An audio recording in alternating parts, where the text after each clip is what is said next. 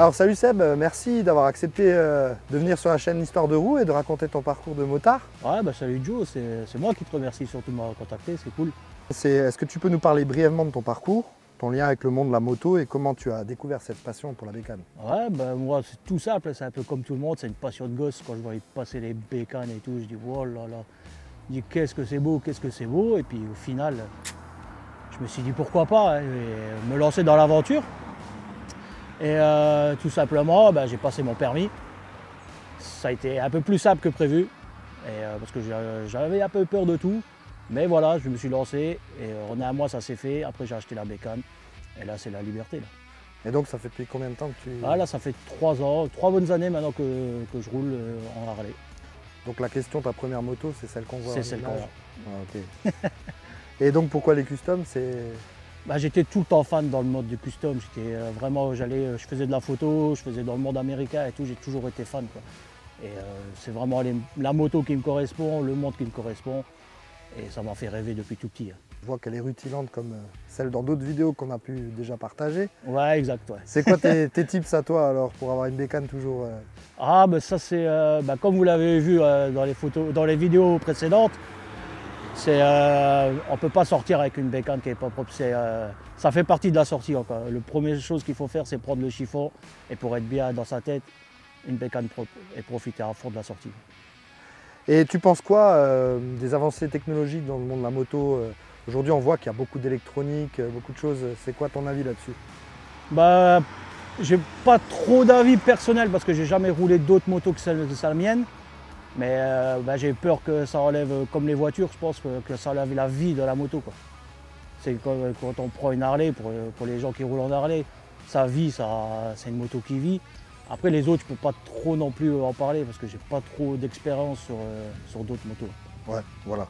Mais en fait, la mécanique un peu classique, un peu pure et dure, ça te parle plus, quoi. Voilà, ouais, faut que ça sente l'essence, faut que ça, un jour, faut que ça roule, un jour, faut que ça déconne, après, faut que ça reroule.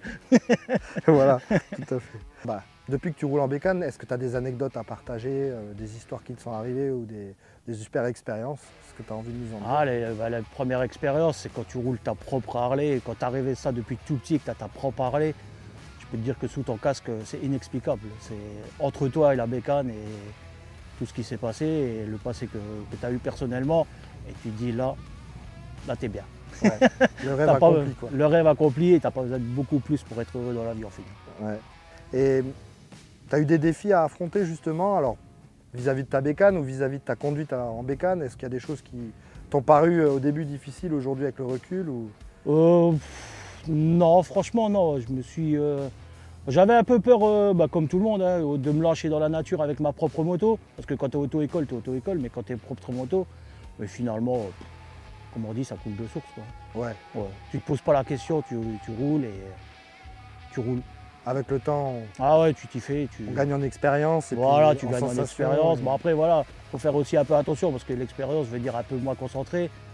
Et, donc en conseil sécurité, tu dirais pas prendre trop de confiance non plus alors? Ouais, faut pas oublier que ça peut arriver, ça arrive pas qu'aux autres, quoi, en fait. Le monde de la moto, depuis que j'ai créé cette chaîne, ça fait quelques mois, mais pour avoir rencontré un grand nombre de bikers, je me rends compte qu'il y a une vraie solidarité dans le monde des motards, plus particulièrement peut-être dans le monde des customs, mais je dirais dans le monde des motards globalement.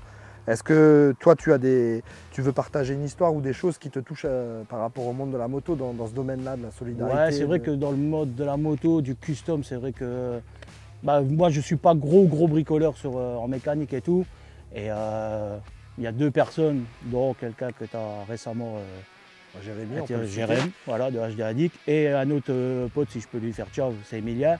C'est grâce à eux qu'aujourd'hui, cette moto, elle est comme ça, quoi. Donc même quand tu as une galère mécanique, la solidarité motard te permet de trouver un copain qui toujours un copain, et même d'autres marques, hein, et on le fait aussi. Il faut rester solidaire. On n'a pas le même style, mais on a la même passion, quoi. C'est ça qu'il ne faut pas oublier, quoi. Et tu participes à des rassemblements, des événements moto, c'est ton truc? Oh, je ne vais pas dire que c'est mon truc, mais on va se faire une balade. On va aller, par exemple, on va prendre la bécane, on va se faire une balade, on va se poser. On va avoir des potes et tout ça, mais on ne va pas spécialement pour exposer notre moto, quoi. Ouais. C'est d'abord notre kiff personnel et surtout le kiff de se balader entre potes et de Voilà. vivre l'instant, quoi. Mais tu es quand même sur les réseaux sociaux, tu essayes un peu de Ouais, partager voilà, ta ouais, passion. j'essaye un peu, mais voilà, c'est plus pour, comment dire, pour un truc personnel, pour partager aussi, j'ai connu pas mal de monde, dont toi, ça permet d'ouvrir des portes C'est vrai, sur certaines choses que tu pourrais peut-être pas penser ou pas avoir si tu n'as pas des réseaux ou pas de... c'est vrai. Ça Après, il permet faut de faire du rencontrer. tri aussi, mais voilà, quoi. Oui, Voilà, comme dans tout. faut être voilà, c'est prudent. comme dans tout, hein. Exactement. Comment tu vois l'avenir de la moto? Parce qu'on parlait d'avancées technologiques avant, mais c'est vrai qu'on est en train de dire à un moment donné, on va arrêter les moteurs thermiques. Est-ce que tu vois une évolution du monde de la moto qui va vers l'électrique? Chez Harley, ça a déjà un peu touché ce sujet. Tu vois ça comment, toi, de ton point de vue? Ouais, bah, je vois ça. Faudra arrêter de rouler en moto et puis il faudra s'acheter un Dyson, un aspirateur. Ça coûtera moins cher en entretien. Si on y va là, ça va être compliqué, hein. Ouais, c'est Mais vrai bon, quand je on pense- est dans cette culture. Ah, je pense qu'il y aura encore des puristes et enfin, on va dire des rebelles, quoi, Ouais. pour garder des thermiques et puis se foutre un peu des lois. Ouais. Tu pouvais construire la bécane de tes rêves, tu ferais quoi? Tu aurais quoi comme bécane? J'imagine une Harley, mais elle serait comment alors? Bah, sincèrement, je crois que je suis assis dessus, quoi. C'est vrai? Ouais, parce qu'il n'y a pas que l'esthétisme de la bécane, il y a aussi le vécu quand j'ai été la chercher, avec qui j'étais la chercher, et c'est encore une histoire un peu particulière. Et cette moto-là, comme je le dis tout le temps, je vais peut-être la changer un jour, mais même si elle doit me servir d'arbre à chat ou pour pendre le linge, elle restera avec moi. Elle a une valeur sentimentale. Elle a c'est une ça valeur que très sentimentale. Ouais. tu veux en parler ou? Bah, en fait, ouais, bah, j'étais la chercher avec Jérém et Ouais. Sébi, un pote à moi qui est malheureusement décédé aujourd'hui. Et c'était un beau pote à moi. Et c'est lui qui m'a trouvé sur les annonces. Quand j'ai commencé la moto, à chercher des motos, il n'a pas arrêté. Et il m'a trouvé cette annonce et puis on a été la chercher. Et voilà, c'est pour ça que sur le cadre, il y a un autocollant en mémoire de Sébi. Et elle s'appelle Sébi, quoi. D'accord. Voilà. Donc un hommage, un bel hommage à ton pote. Ouais, et puis bah, on revient sur ce que j'ai ressenti la première fois que j'ai roulé avec, quoi. Il était là et Ouais, voilà. J'ai eu de la chance de pouvoir faire une sortie avec lui quand même, d'accord. avant qu'il nous quitte, et ça restera gravé, quoi. Ah ouais, mais là c'est sûr que là, Et chaque sortie, bah, le premier coup de gaz, c'est pour lui, quoi. c'est plus un simple objet, un simple véhicule. Non, donc non, ouais, c'est vraiment...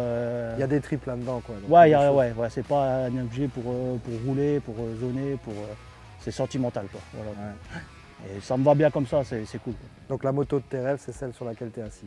Ouais, ouais. Peut-être pas de mes rêves, mais celle qui me convient et Et qui restera. qui restera et qui me fera tout le temps retourner un peu les tripes, ça sera celle-là. Et puis en plus, on n'oublie jamais sa première moto. hein. Non, c'est clair. Même Surtout quand on tu en a- la désires depuis plus de 40 ans.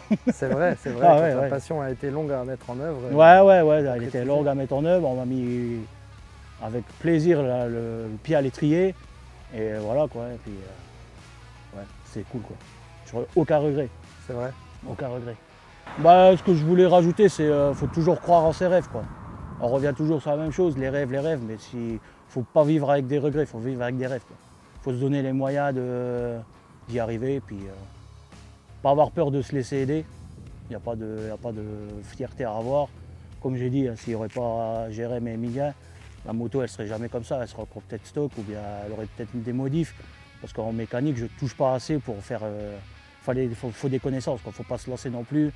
Et faut pas avoir peur, mais il ne faut pas se lancer non plus dans n'importe quoi. C'est quand même un objet qu'on a notre vie dessus, quoi. Oui, oui. C'est pour faire beau et puis prendre des risques à chaque fois qu'on la prend. Ouais, là, Je pense c'est que pas... ça vaut pas le coup, quoi. Ouais, tout à fait. Justement, tu disais, il faut pas avoir peur, mais il faut quand même s'y connaître un peu. Jérémy expliquait que dans la vidéo précédente, que quand tu veux faire du custom et que tu veux modifier une Harley, il faut savoir déjà le produit fini, un peu la manière dont tu la veux à la fin. Ouais. Donc tu avais une idée, mais c'était quand même bien d'être accompagné de gens d'expertise. Voilà, ouais, moi j'avais mon idée de base, c'était ce que vous voyez là. Ouais. Après, bon, j'ai peaufiné en fonction de mon budget déjà. Ouais. Et en fonction après le style. Je voulais un style comme ça, quoi, avec un guidon haut. Et je voulais ce style-là. Je la voulais en noir. Je voulais les flancs blancs. Ça, c'est la première chose que j'ai mis, quoi. Donc tu avais déjà des idées précises et Ouais. après tu as su t'entourer des gens qui Voilà, ont ouais, pu et puis, concrétiser des ces conseils idées-là. de pièces, des conseils qu'il faut mettre, qu'il ne faut pas mettre. Ouais, tout à fait. Et, non, ils m'ont vraiment bien guidé et c'était cool, quoi. Après, c'est pas le fait de faire.